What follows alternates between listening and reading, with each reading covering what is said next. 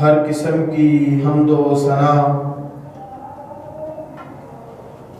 اللہ وحدہ لا شریک کے لیے لبزیبہ ہے، جو تمام جہانوں کا پالنے والا، مشکل کشا، حاجت روا، بگڑیاں بنانے والا، اولاد عطا کرنے والا،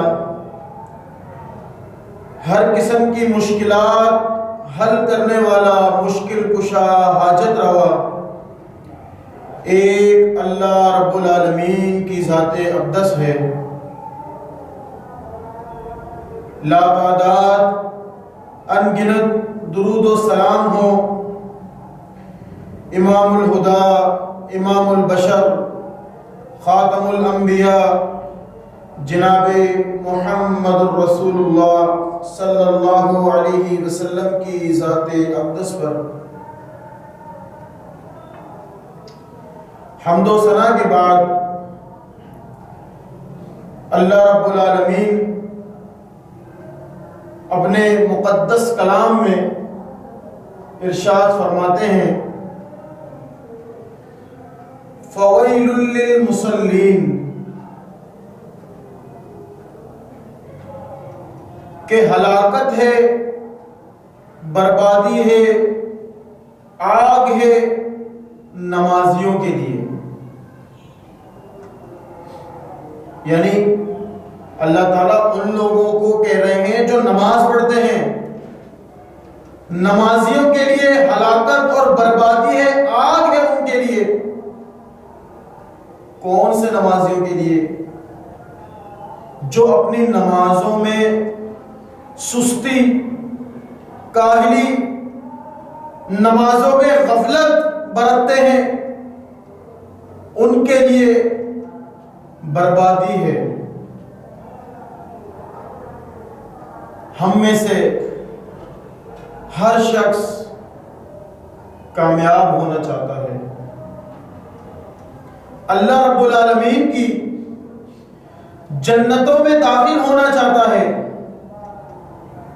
وہ یہ چاہتا ہے کہ وہ دنیا میں کامیاب و کامران ہو کر اللہ رب العالمین کے سامنے جب پیش ہو قیامت کے دن، اس دن بھی کامیاب و کامران ہو جائے اور اللہ رب العالمین کی جنتوں میں داخل ہو جائے۔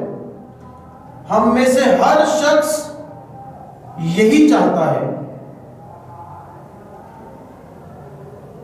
تو اللہ رب العالمین نے جنت میں ان لوگوں کو داخل کرنا ہے جن کے ذمے کوئی گناہ نہ ہو، جن کی زندگی اللہ کے حکم کے مطابق گزری ہو۔ اللہ تعالیٰ ان لوگوں کو جنت میں داخل کرے گا۔ لیکن دنیا میں ایسا کوئی شخص، ایسا انسان موجود نہیں ہے نبیوں کے علاوہ کہ جس کے ذمے کوئی گناہ نہ ہو۔ ہر شخص گنہگار ہے۔ آدم کی پوری اولاد خطا کار ہے، غلطیوں کا پتلا ہے، وہ غلطیاں کرتا ہے، لیکن اللہ رب العالمین نے ان کو موقع دیا کہ اپنی غلطیوں کو سدھار لو، اپنی غلطیوں کو معاف کروا لو۔ اللہ رب العالمین سے اپنی غلطیوں کو معاف کروانے کے بعد پھر اللہ رب العالمین تمہیں جنت میں داخل کرے گا۔ جب ہم اللہ رب العالمین کے سامنے پیش ہوں گے دنیا میں، اللہ رب العالمین کے سامنے کھڑے ہو کر اس کی عبادت میں مشغول رہیں گے، تو اللہ رب العالمین ہمیں معاف کرے گا، ہماری غلطیوں کو بھلا دے گا، غلطیوں کو مٹا دے گا۔ لیکن اللہ رب العالمین کے سامنے کیسے کھڑا ہونا ہے؟ ہے، اللہ رب العالمین کی عبادت کس طرح کرنی ہے، یہ سارے کے سارے طریقے جناب محمد رسول اللہ صلی اللہ علیہ وسلم نے ہمیں بتا دیے۔ جناب محمد رسول اللہ صلی اللہ علیہ وسلم فرماتے ہیں ان بین الرجل و بین الشرک والکفر ترک الصلاۃ، آدمی یعنی شرک کفر کے درمیان جو فرق کرنے والی چیز ہے الصلاۃ، وہ نماز ہے۔ جب بندہ نماز نہیں پڑھتا وہ مسلمان نہیں رہتا، مسلمانوں کی برادری سے وہ نکل جاتا ہے۔ نماز نہ پڑھنے والا، نماز کا وقت ہو وہ اپنے معاملات میں مشغول رہے، نماز کا وقت ہو وہ اپنے کاموں میں مصروف رہے، نماز کا وقت ہو اسے ہوش ہی نہ ہو کہ رب مجھے اپنے گھر میں آنے کی دعوت دیتا ہے، مؤذن اسپیکر میں صدا لگاتا ہے حی علی الصلاۃ، آؤ نماز کی طرف، حی علی الفلاح، آؤ کامیابی کی طرف۔ یعنی اللہ رب العالمین نے انسان کی کامیابی کی شرط نماز میں رکھ دی ہے۔ نماز کی طرف آؤ گے، نماز ادا کرو گے، اپنے رب کے سامنے پیش ہوگے، رب کے ساتھ گفتگو کرو گے تو اسی میں ہی کامیابی ہے۔ ہم دن میں 5 دفعہ سنتے ہیں مؤذن کیا کہتا ہے، حی علی الصلاۃ، حی علی الصلاۃ، حی علی الفلاح، حی علی الفلاح، آؤ نماز کی طرف، آؤ نماز کی طرف۔ اسی نماز میں رب کائنات نے تمہارے لیے کامیابی رکھی ہے۔ میں اپنے کاموں میں اس انداز سے مشغول ہوں، مصروف ہوں، مجھے پتہ ہی نہیں کہ اس نماز میں رب نے کامیابی رکھی ہے۔ آج دیکھ لیں ہم اپنے معاشرے کی حالت، مسجدیں خالی ہیں، ویران ہیں، اور ہمارے گلی کوچے بازار دفاتر سب مصروف، سب میں رش۔ کیوں؟ کیا اللہ نے چند ہی لوگوں پر نماز کو فرض کیا؟ کیا وہ لوگ مخصوص ہیں جن کو صرف نماز پڑھنی ہے؟ کیا اللہ رب العالمین نے صرف چند لوگوں کی ذمہ داری لگا دی کہ صرف تم ہی نماز پڑھو، تمہاری یہ جو نماز ہے سب پر کفایت کر جائے گی؟ نہیں، نماز ایسی عبادت ہے جس کے بارے میں رسول اللہ صلی اللہ علیہ وسلم فرماتے ہیں الصلاۃ نور، نماز روشنی ہے، نماز میری آنکھوں کی ٹھنڈک ہے، نماز مجھے راحت پہنچاتی ہے، نماز سے مجھے سکون حاصل ہوتا ہے۔ یہ کون کہہ رہا ہے؟ امام کائنات، سید الاولین والآخرین، سید ولد آدم، جناب محمد رسول اللہ صلی اللہ علیہ وسلم وہ فرما رہے ہیں۔ اور ہمارے معاشرے میں ہر ایک دوسرے شخص سے پوچھ لے، وہ آپ کو محبت کے دعوے دار ملیں گے، اللہ کے رسول سے عشق کرنے والے ملیں گے۔ جی میں عاشق رسول، محبان رسول، رسول اللہ سے محبت کرنے والا، صدقے والی جان، سارے دعوے کریں گے۔ جی نماز پڑھنی ہے، جی مولوی صاحب دعا کریں۔ عجیب بات ہے، جب انسان بیمار ہو، اس کو تکلیف ہو، ڈاکٹر کے پاس جا کر اسے کہیں ڈاکٹر صاحب مجھے دوائی کی ضرورت نہیں ہے، آپ میرے لیے دعا کر دیں۔ جب مجھے تکلیف ہو، میرے جسم میں درد ہو، میں کیا کرتا ہوں؟ فوراً بھاگتا ہوں ڈاکٹر کے پاس دوائیاں لینے کے لیے تاکہ مجھے شفا ہو۔ وہاں نہیں کہیں گے کہ ڈاکٹر صاحب دعا کریں۔ جب مؤذن کہے گا حی علی الصلاۃ، نماز کی طرف آ جاؤ، حی علی الفلاح، اس میں تمہارے لیے کامیابی ہے، تو مولوی صاحب دعا کریں۔ عجیب بات ہے، تو یہ کس طرح کے دعوے ہیں ہمارے؟ دعویٰ کرتے ہیں محبت رسول کا اور نماز کا پتہ ہی نہیں۔ مسجد خالی، ویران، جہاں ہمارا دل چاہے وہ ساری کی ساری جگہ آباد۔ تو اسی لیے جب جہنم میں ان لوگوں کو پھینکا جائے گا تو کیا کہیں گے؟ جنتی جب جہنمیوں سے بات چیت کریں گے تو کیا کہیں گے؟ تم تو دنیا میں ہمارے ساتھ رہا کرتے تھے، ہمارے ساتھ تمہارا اٹھنا بیٹھنا تھا، ہمارے ساتھ تمہارا کھانا پینا تھا، ہمارے معاملات دنیا میں ایک ساتھ تھے، اور تم جہنم میں، ہم جنت میں، کیا بات ہے؟ تو وہ کیا کہیں گے؟ ہم نماز نہیں پڑھتے تھے،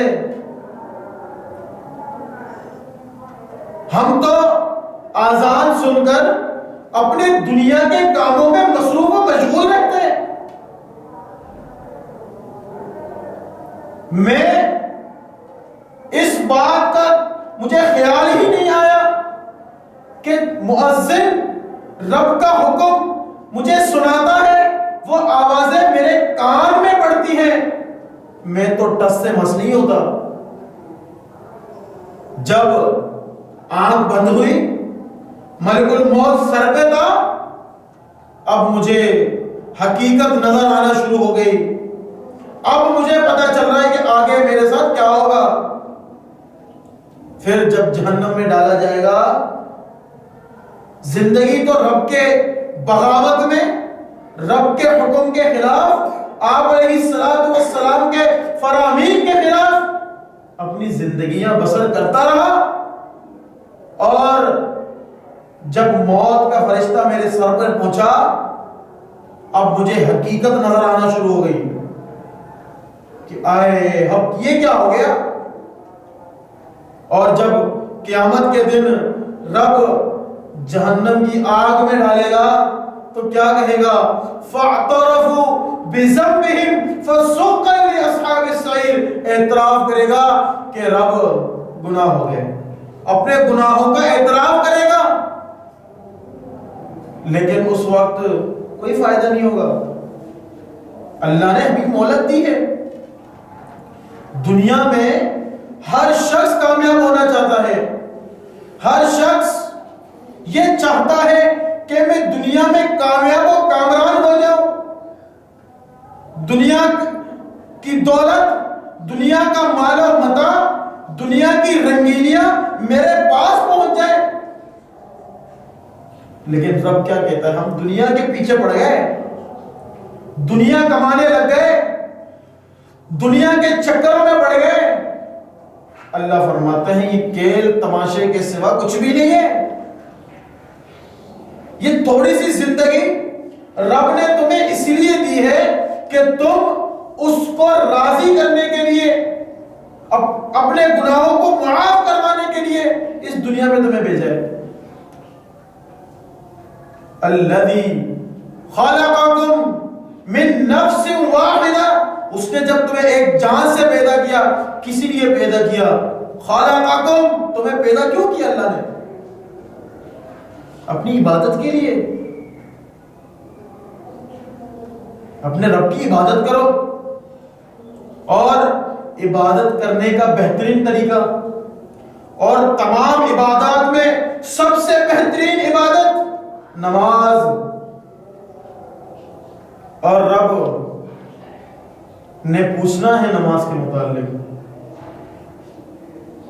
نماز کی رب نے کوئی چھٹی نہیں دی. نماز کے متعلق رب نے پوچھنا ہی پوچھنا ہے.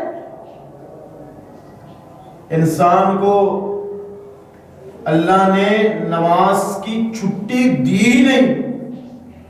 اللہ فرماتے ہیں نماز پڑھو. وَإِقَامِ الصَّلَاةِ، نماز کو قائم کرو.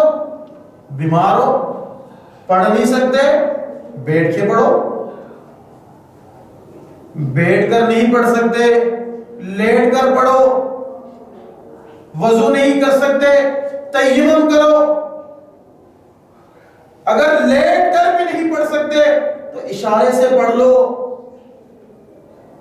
اگر اللہ نہ کرے ہم میں سے کوئی شخص اتنا بیمار ہو جائے کہ وہ تیمم بھی نہیں کر سکتا، اس کو وضو کروانے والا کوئی ہے ہی نہیں، دماغ کام کر رہا ہے، عقل شعور ہے، اس حالت میں بھی نماز پڑھ لے تو اللہ پھر بھی قبول کرے گا. تو کہنے کا مقصد یہ رب نے چھٹی دی نہیں. اور ہم اپنی حالت دیکھ لیں، اپنی حالت، اپنا معاشرہ، اپنے گلی کوچے، اپنے بازار، ان چیزوں پر غور کریں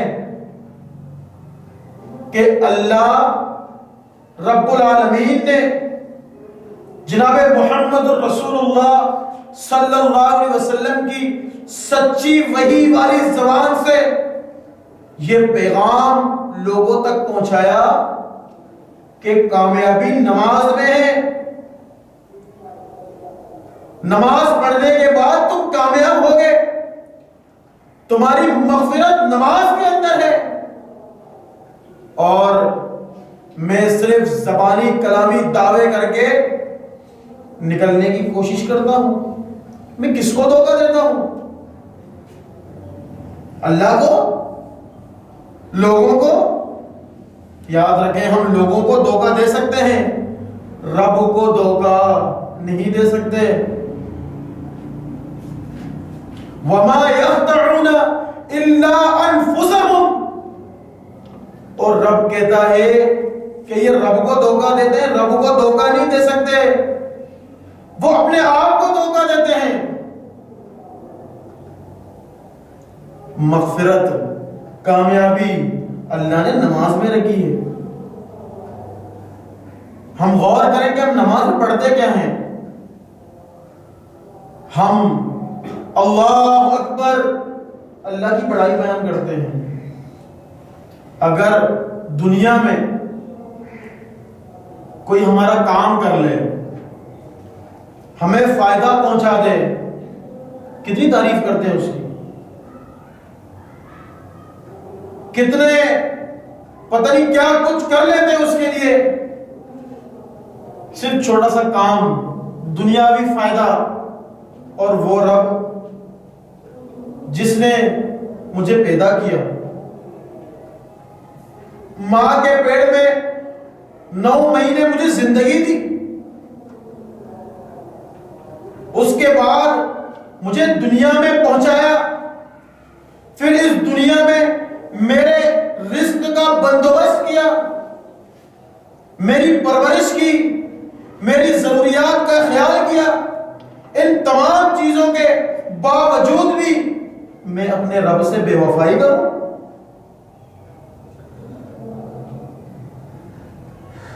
اپنے رب کے حکم کے خلاف اپنی زندگی بسر کروں.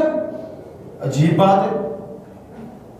اگر ہم دنیا میں رہ کر کسی کی تعریف کریں، اس کی بڑائی بیان کریں، کتنا خوش ہوتا ہے وہ رب جو زمین و آسمان کا رب ہے، پوری کائنات کا، پورے کائنات کے اندر جتنی بھی مخلوقات ہیں ان سب کا رب ہے. وہ تو زیادہ حقدار ہے کہ اس کی تعریف کی جائے. نماز میں سب سے پہلے کیا کہتے ہیں ہم؟ یہ جو نماز ہے یہ مکمل مغفرت کا ذریعہ ہے. صرف نماز کو ہی دیکھ لیں ہم، سب سے پہلے ہم کیا کرتے ہیں؟ اللہ اکبر. اے اللہ تو سب سے بڑا ہے، تیرے سوا کوئی معبود نہیں ہے، تیرے برابر کوئی نہیں ہے، تیرے شریک کوئی نہیں ہے، ہم اللہ کی بڑائی بیان کرتے ہیں۔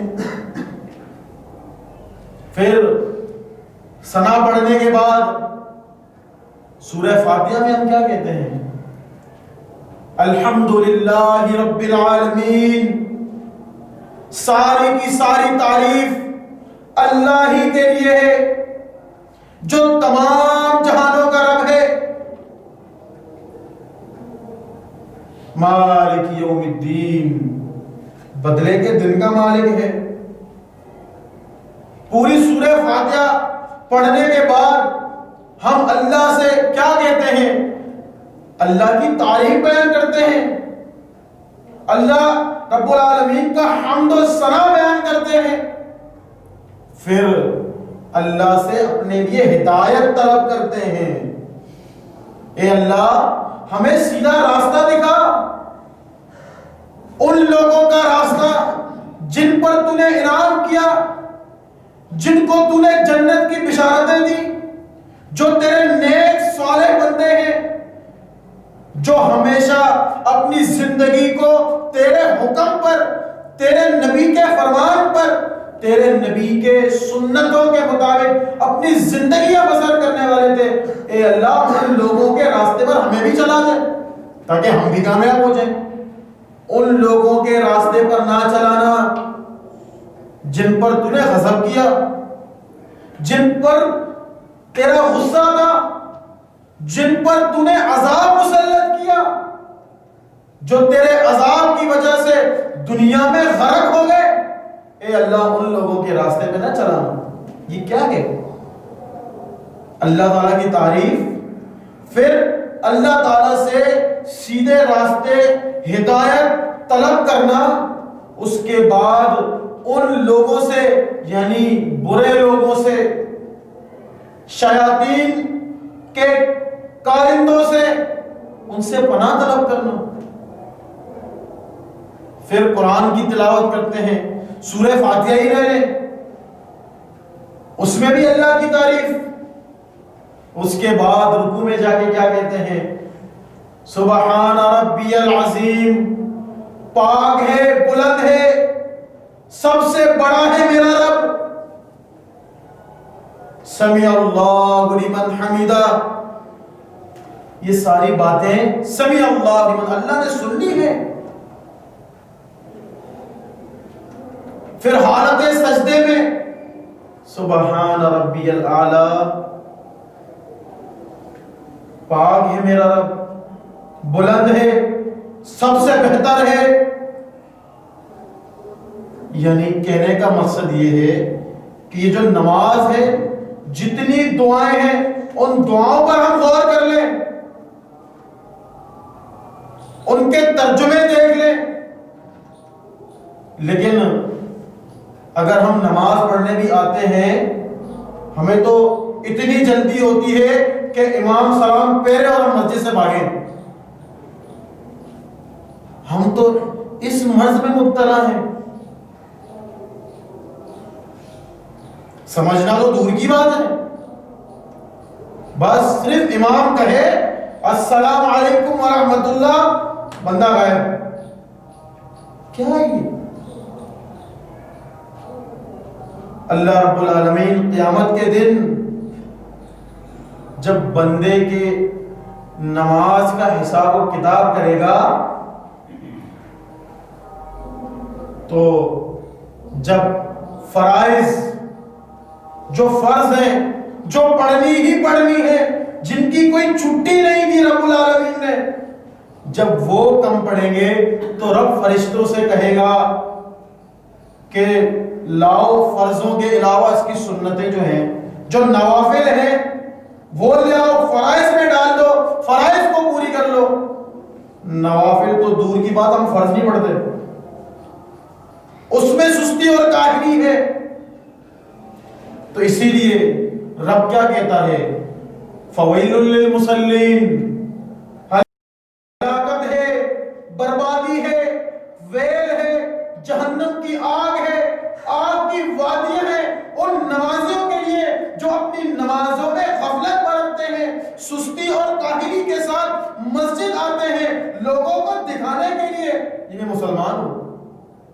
میں نماز پڑھتا ہوں.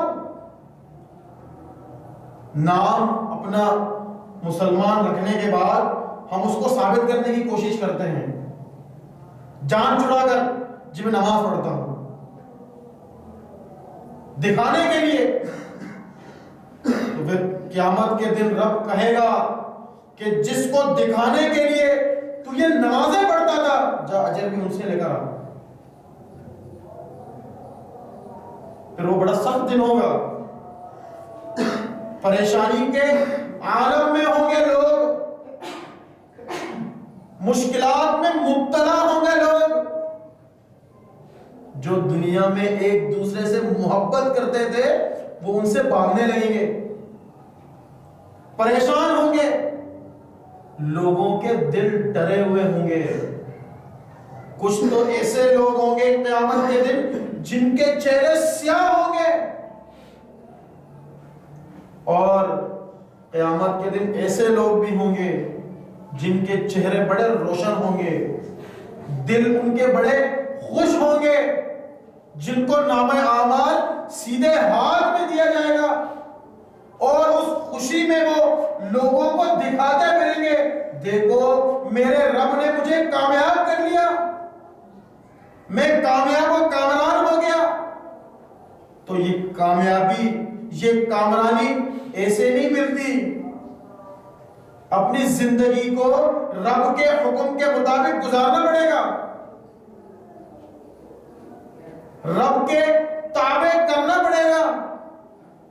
امام الانبیاء جناب محمد رسول اللہ صلی اللہ علیہ وسلم کے فرامین کے مطابق زندگی بسر کرنی پڑے گی، اور کامیاب ہونے کے لیے نماز پڑھنی پڑے گی.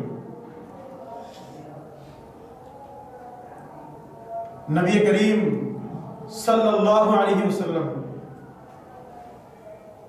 بیمار ہیں، سخت بیمار ہیں، تکلیف کی اتنی شدت ہے کہ درد کی وجہ سے، تکلیف کی وجہ سے بے ہوش. جب ہوش میں آتے ہیں کیا کہتے ہیں؟ ہوش میں آنے کے بعد سب سے پہلی بات، کیا لوگوں نے نماز پڑھ لی؟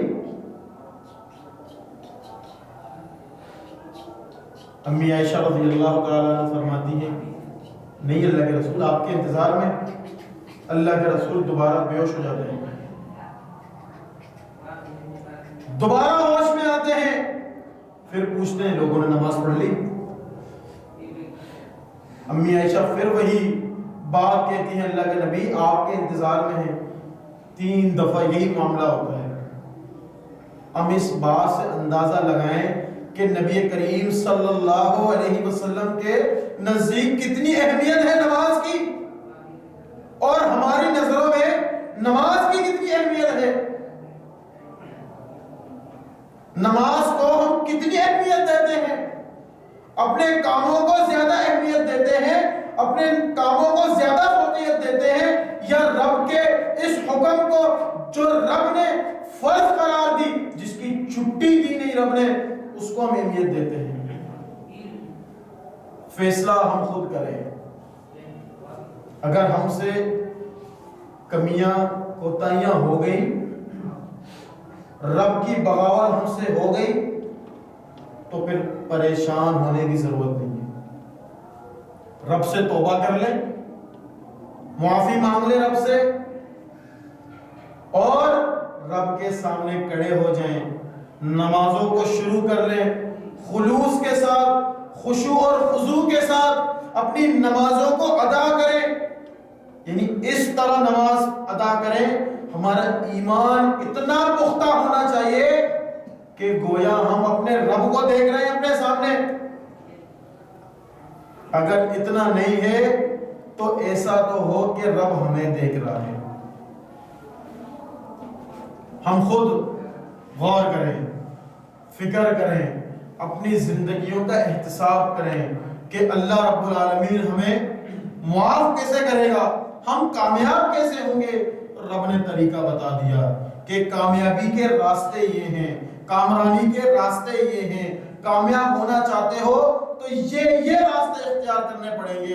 اللہ رب العالمین سے دعا ہے کہ اللہ رب العالمین ہمیں صحیح معنوں میں قرآن و سنت پر عمل کرنے کی توفیق عطا فرمائے۔